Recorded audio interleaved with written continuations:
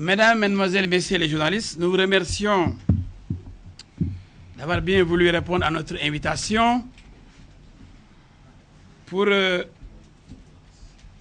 encore parler de l'affaire Habré,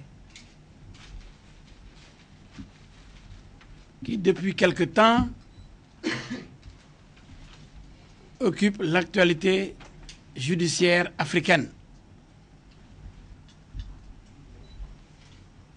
Parce qu'on nous parle de chambres africaines extraordinaires, occupées uniquement par des juges sénégalais. Mais là n'est pas le problème. Cette conférence de presse a surtout pour but de faire le point après le passage des pseudo-plaignants convoyés au Sénégal par débit, nourris, blanchis, entretenus, transportés, logés par débit. Donc, après leur promenade au Sénégal, leur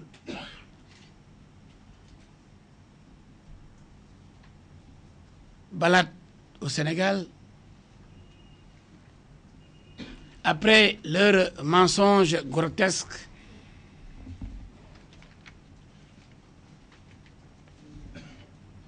nous devons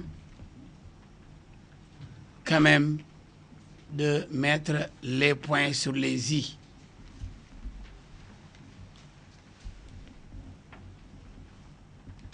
Vous avez vu ces gens, ils ne sont pas nombreux, contrairement aux 40 000 victimes dont on parle, parce que vous devez me poser des questions. Parce qu'on ne peut pas prendre tout le cadre pour l'instrumentaliser. Mais il y a toujours des volontaires pour les sales besognes. Parce qu'il y a l'argent, il y a le fric. Ils n'hésitent pas à venir au Sénégal, mentir et retourner chez eux, grassement rémunérés. Il y a même des rumeurs persistantes qui parlent de collecte de tous les handicapés physiques de la région, non pas seulement du Tchad, pour éventuellement les envoyer au Sénégal pour se confier et participer. Parce que le ridicule ne tue pas chez Déby, qui récemment a enlevé son opposant Saleh, qu'il a tué. Lui, il est un tueur connu. Même actuellement, au moment où nous vous parlons, c'est l'un des rares présidents à oser enlever ses adversaires politiques et les faire disparaître carrément de la carte tchadienne. Au moment où lui, Déby, devrait comparaître devant la Cour pénale internationale pour enlèvement, crime contre l'humanité, pour torture, parce qu'il les a bien torturés, les Saleh et autres. Au moment où El Béchir doit comparaître devant la Cour pénale internationale, au moment où le nouveau président kényan fait l'objet de mandat d'arrêt de la part de la Cour pénale internationale, on nous parle de mandat de l'Union africaine pour juger après. Quel mandat? On a parlé de la dureté de son mandat ici. Mais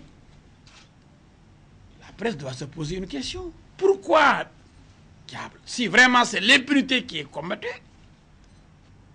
comme ils le disent au niveau de leur syndicat des chefs d'État africains, pourquoi ils ne commencent pas par régler la question de leurs propres collègues, leurs homologues au pouvoir et qui font l'objet de vrais mandats d'arrêt internationaux, comme El Béchir, comme le nouveau président kényan.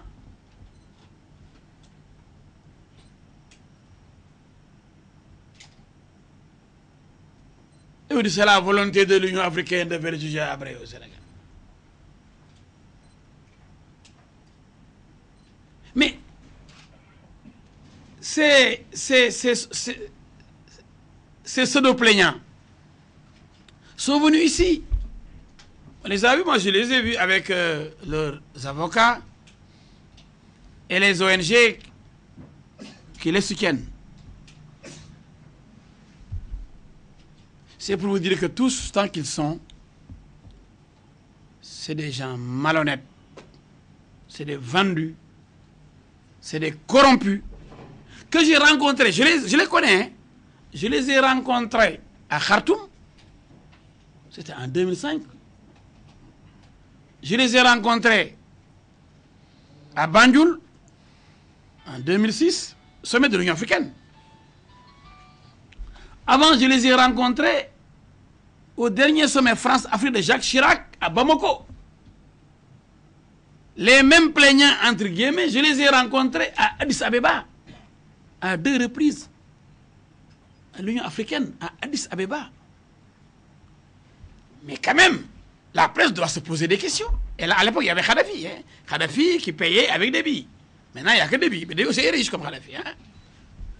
Kadhafi, vous savez les raisons, c'est parce que Kadhafi a été battu à plate couture par Habré à la bataille de Faye-Largeau.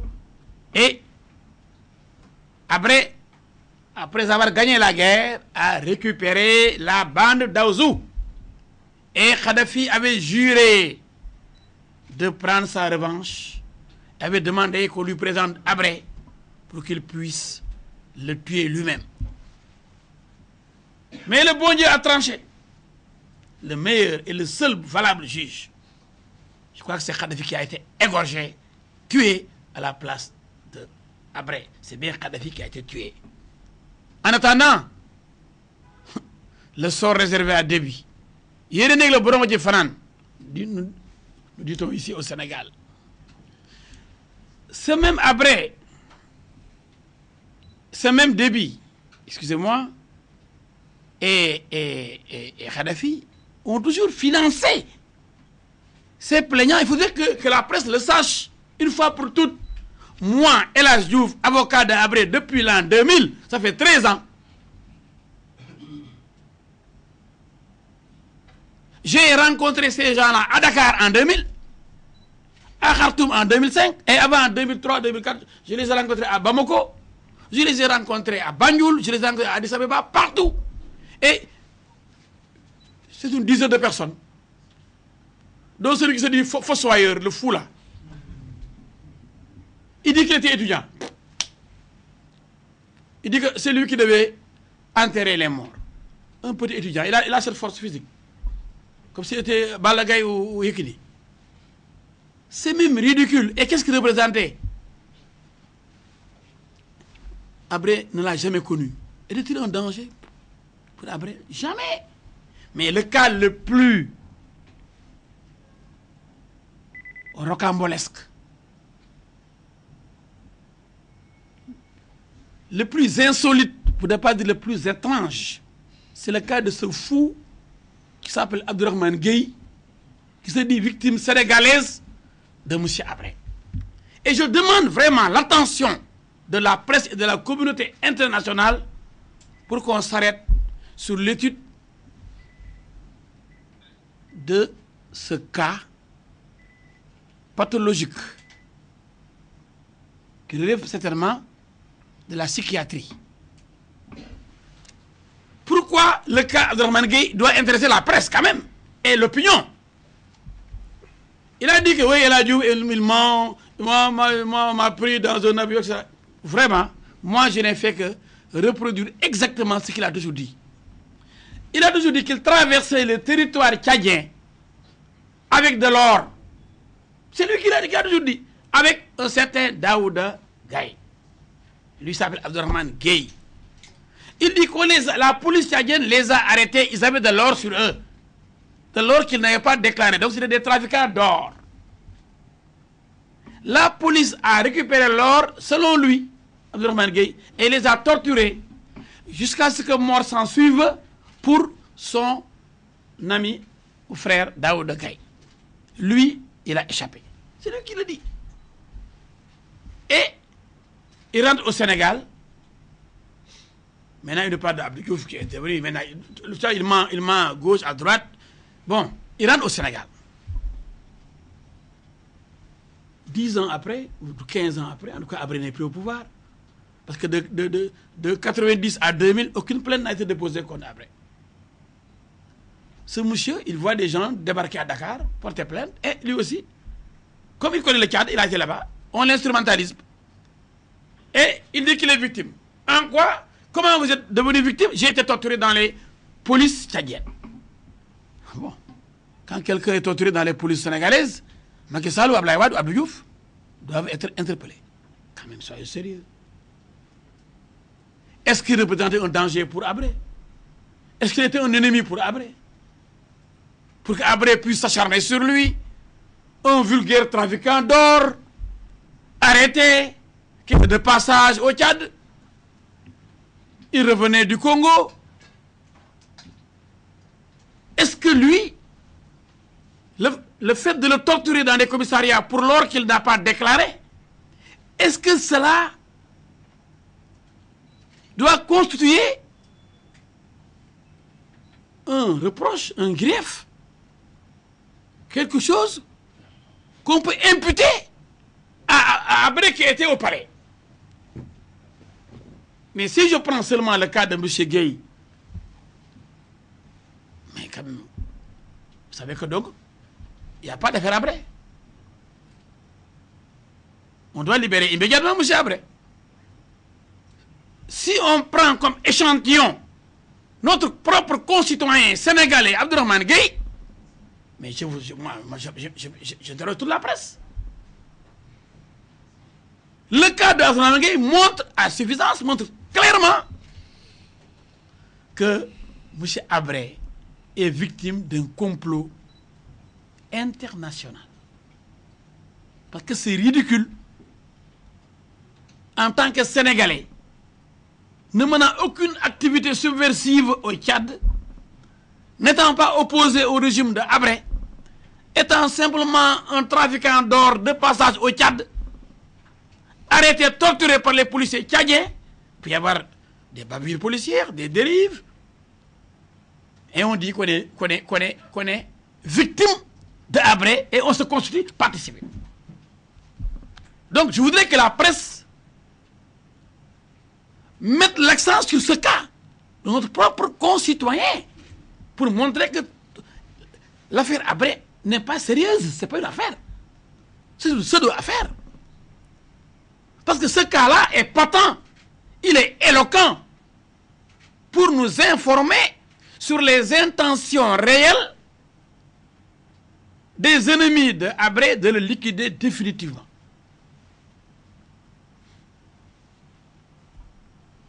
Alors, Déby, on parle du rapport. Le rapport a été commandité par Déby. Il a payé des millions. Il faut demander, on ne vous le dira jamais, ce rapport-là, lui par Bakefal, qui vous a convoqué là pour parler de charnier, comme si lui était là-bas en train de voir l'enterrement de ces Tchadiens. Comme si le procureur général Bakefal avait assisté à des enterrements. Tout ce qu'on lui a dit, il vient, il vous le répète. Oui, après enterré près de chez lui, il y avait des charniers, nangam, nangam. Peut-être que Déby lui connaît les charniers pour avoir été l'auteur de tout ça. Le patron des services de sécurité. Lui, il fallait voir là où il a mis des gens. Mais pas Habré, lui était au palais. Quand même. Habré n'a tué aucun de ses rivaux. Il a déposé Goukouni Ouédé, il a pris le pouvoir. Il y avait Abdelkader Kamougué au sud, Ahmad Assil, et tant d'autres. Aucun des chefs rivaux de Habré n'a été liquidé. Contrairement à ce que fait Déby.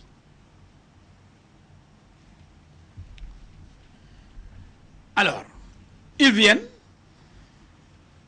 ils racontent leurs histoires, ils racontent n'importe quoi, parce qu'ils sont payés pour ça, ils sont transportés par avion pour ça, ils sont logés dans des grands hôtels pour ça, et ils sont bien rémunérés pour ça. Mais vous avez vu le nombre? C'est ridicule. Les plaignants, ceux qui déposent des plaintes, ils ne font pas 10, maximum 11. Et on parle de 40 000 crimes contre l'humanité, crimes de guerre. Qui a porté plainte pour ça? 11 personnes. Souvent, on voit 7 personnes. Maintenant, ils m'ont dit qu'on va dans 100 et quelques parties civiles sur 40 000. Déjà, on se considère partie civile comme Abdourahmane Gueye du Sénégal. Des gens sont allés en Belgique, des Tchadiens, changer leur nationalité pour acquérir la nationalité belge et attaquer Habré. C'est pourquoi la Belgique avait demandé le jugement d'Habré, avait demandé l'extradition d'Habré. Vous avez vu ces magouilles des Tchadiens, parce qu'à l'époque, la Cour de cassation sénégalaise avait dit qu'on ne pouvait pas juger Habré au Sénégal.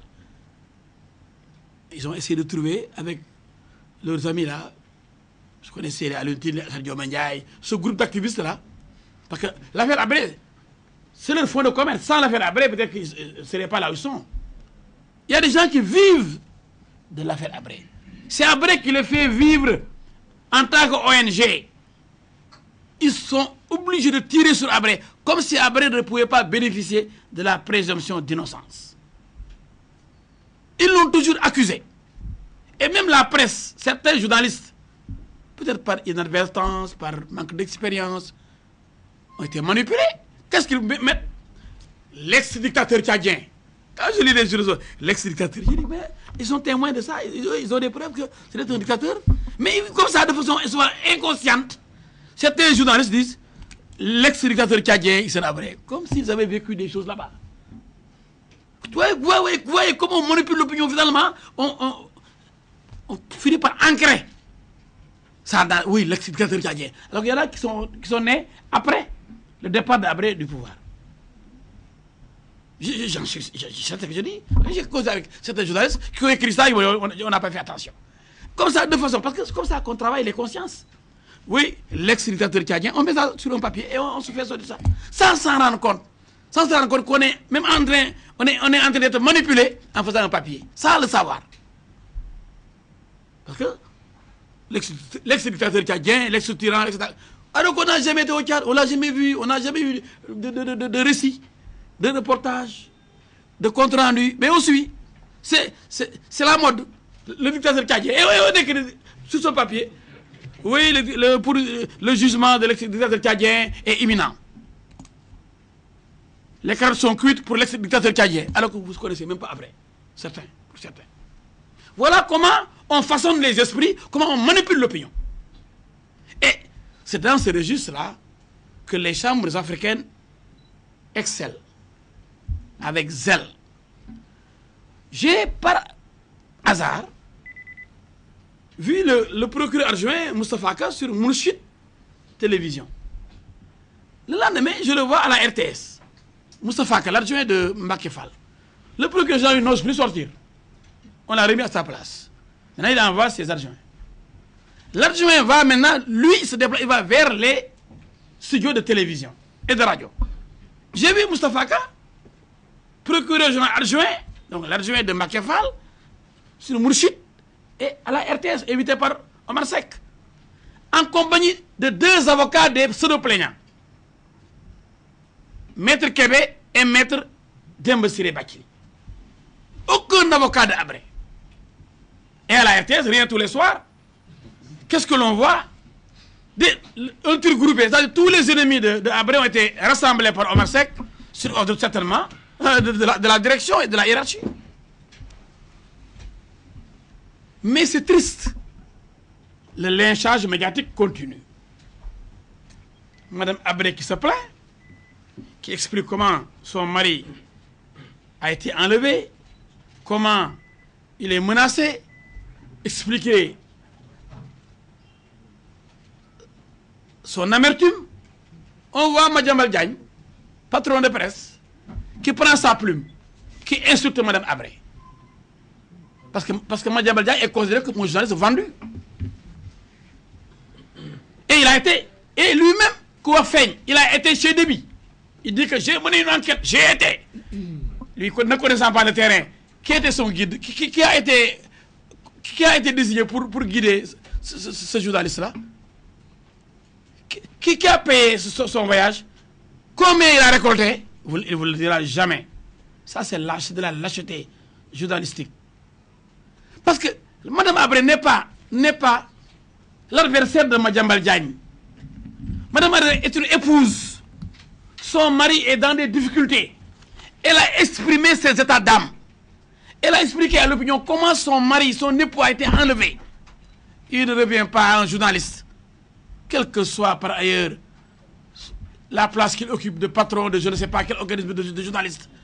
Ce n'est pas une raison pour venir violer l'obligation quand même d'équilibre et même, je l'ai dit, de l'obligation de réserve dans cette phase d'instruction. Madiambal Diagne a déjà condamné Habré. Parce que c'est lui qui s'est présenté comme un procureur général. Pour dire, madame, vous n'avez pas, dans ce mois de Ramadan, vous n'avez pas à vous plaindre. Vous n'oubliez pas qu'il y a telle dame qui ont vu leur mari partir du temps du régime de votre époux, etc. Mais quand même, est-ce que Madiambal est constitué avocat des plaignants? Depuis quand? Moi, je viens de l'apprendre que Madiambal fait partie de la défense des pseudo-plaignants. Madiambal est un avocat, donc de ceux-là qui se disent plaignants. Mais vraiment, c'est mon ami Madiambal, je l'ai défendu. Quand on a voulu l'envoyer en prison, quand Wade l'a coffré là, il était même envoyé en prison. Je faisais partie de ces avocats parce que je ne supporte pas l'injustice. Mais vous avez vu son papier. Moi El Hadji Diouf, je ne mens jamais. Je n'invente rien. Il a bel et bien écrit ce papier. Si je mens, vous me le dites. Mais j'ai été outré. J'ai dit, mais est-ce que c'est son problème? Une épouse d'une personne poursuivie qui explique comment son mari a été enlevé. Les difficultés qu'elle a. Que même sa fille, qui a eu la mention bien au BFM, avec des notes excellentes, ne peut pas présenter ses notes à son père. Mais j'ai pleuré, moi, en lisant ce passage. Billahi, wallahi ta'ala, j'ai pleuré. Je suis père de famille. Je pense que ma fille m'aime tellement, ma fille qui fait le BFM, que si elle ne pouvait pas me voir, après avoir fait son travail, tellement fière de papa, j'ai bien travaillé. Parce que papa, tu as payé mon école depuis le jardin d'enfants. Mais cette maman l'a expliqué, en tant que maman, en tant qu'épouse, Madiambal l'insulte. Dans le quotidien, c'est pas parce qu'on a un journal qu'on se permet tout. Voilà pourquoi moi, ça c'est hors conférence de presse. J'ai toujours combattu le code de la presse dans cette partie de dépénalisation qu'on nous présente comme déprisonnalisation pour nous tromper. J'ai toujours dit en tant que député, tant que je suis là, ça ne passera pas. Enlevez-moi ça et ça passe. Parce que les journalistes doivent être protégés aussi. Mais pour ça, quand on insulte une personne qui est désarmée, par exemple une étrangère comme l'épouse de Mme Habré, qui n'a pas de voie de recours, vous savez que vous ne risquez pas la prison. Si vous êtes payé par débit, tous les jours, vous allez l'insulter. Et débit pourra payer les condamnations pécuniaires. On dit oui, les condamnations pécuniaires sont plus dures encore. Mais un multimilliardaire qui vous dit insultez-moi Habré tous les jours, j'ai les milliards ici. Vous n'allez pas. Si vous êtes un lâche, si vous êtes un traître, vous n'allez pas hésiter. Si vous êtes un traître, un lâche, un vendu, un corrompu, vous allez insulter tous les jours Mme Habré, et Déby sort là. Même si vous êtes au tribunal, comme il n'y a pas de prison, il n'y a pas de peine, Déby vous dit, quel que soit le montant des condamnations pécuniaires, je paye. C'est ça c'est pourquoi moi j'ai toujours dit à l'Assemblée, Wade avait dit qu'on vote, Wade l'avait dit, il nous avait envoyé le code déjà, avec Moustapha Mbaba Guirassy. Et Guirassy a fait un séminaire avec nous à Sali, j'ai été. Il nous a prié avec Ibo Diallo de voter. Il a demandé, Guirassy, aux députés PDS de voter. J'ai convaincu mes collègues députés pour qu'ils ne votent pas ce code de la presse. J'ai dit, si vous le votez, ils vont insulter Abdoulaye Wade tous les jours. Et vous ne pourrez rien du tout. J'en ai fini. C'est pour vous dire que, comme c'est une conférence de presse, et qu'il y a le code de la presse, j'allais profiter juste pour dire en passant, pourquoi? Parce que j'aime bien la presse. Je suis un homme de presse, je suis avec vous tous les jours. Donc, pour que les gens ne viennent pas, là, c'est notre ennemi là-bas. Non, moi j'ai des raisons. Et les raisons là, ce que je craignais, je les ai trouvées dans l'affaire Habré, justement. Pourquoi j'ai fait le rapprochement? Dans l'affaire Habré, c'est une affaire de gros sous. Quand Déby finance le procès d'Habré, son ennemi, 4 milliards de débit, peut-être même il a mis 20 milliards, hein? On ne nous dit pas la vérité dans ce procès-là. Peut-être qu'il a mis 100 milliards, on n'en sait rien. Peut-être même qu'il a mis 1000 milliards. Mais est-ce qu'on peut le savoir? Officiellement, on nous dit 4, 2 milliards. Même là, on cache des chiffres. Moi, j'ai lu ça dans la presse. On dit, oui, même les deux là, il a dépensé ça depuis longtemps. Et dès qu'il a mis les milliards, les juges ont commencé à voyager. Aucun autre État n'a mis 1 milliard. Même la France. On parle de 400, de 300 millions, de l'Allemagne, 300 millions de la France. Personne n'a mis 1 milliard. Mais lui qui est resté 10 ans sans poursuivre après, lui, Déby, donc il n'avait rien à reprocher après. Il prend son fauteuil, 10 ans après, démarre des poursuites enclenchées par des pseudo-plaignants. Mais pendant ces 10 années qui ont suivi le départ de Habré, aucune plainte n'a été déposée contre Habré, même au Tchad. Déby n'a jamais voulu organiser ce procès. Il a fallu une attaque. Et l'encerclement de son palais.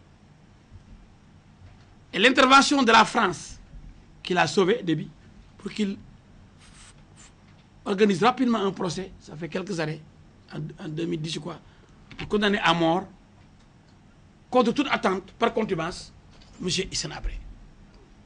Ça fait 3 ans, je crois, 3 ans, 4 ans. C'est en 2009-2010. Voilà. Mais avant, aucune plainte, aucune poursuite, à part ce rapport commandité par Déby. Pour dire quoi? Avant de laisser la parole à mes confrères pour revenir sur certains détails, pour dire que le lynchage médiatique se poursuit. La manipulation de l'opinion continue. Le mensonge, la calomnie, les injures persistent.